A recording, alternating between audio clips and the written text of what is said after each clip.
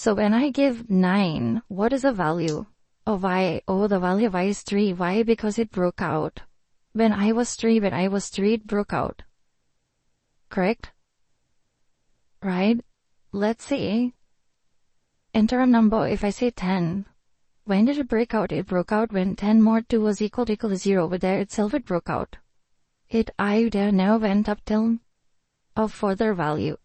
But when I say enter a number, when I say 5, it went up till 4. It went up till num minus 1. I went up till num minus 1. Okay, when I say enter a number, when I say 7, oh, it went up till num minus 1 again. It went up till 6. So what should I do? Yes, I need to check if I is equal to num minus 1. I can print. What can I print?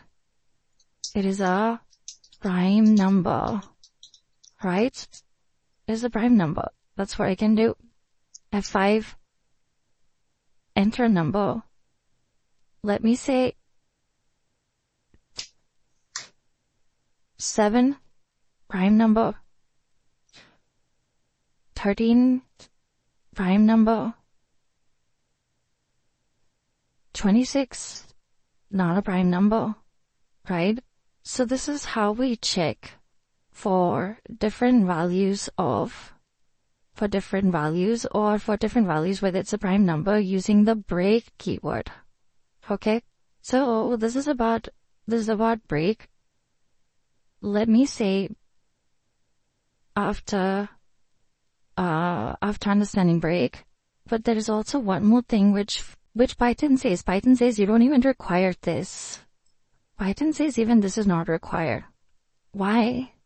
Because Python says, see, if it goes through the entire range up to 4, see, Python says, okay, it goes from 2, then 3, then 4, then 5. Okay, let's say the number was 7. It will go up till 6. Then it will no longer be in this range. Where it goes out of range, which means when the 4 condition becomes false. Python says, I'll give you an else for a 4. Do whatever you want over here and finish it up. I just need to print over here that it's a prime number. So if I say 13, it will print. Why? Because we'll go into the else. After going to the entire range, we'll come to a case when the range will become negative. When the range will become, the condition will become negative. And the 4 will become false. It will go to the else. But what about the other numbers? Let's say 10.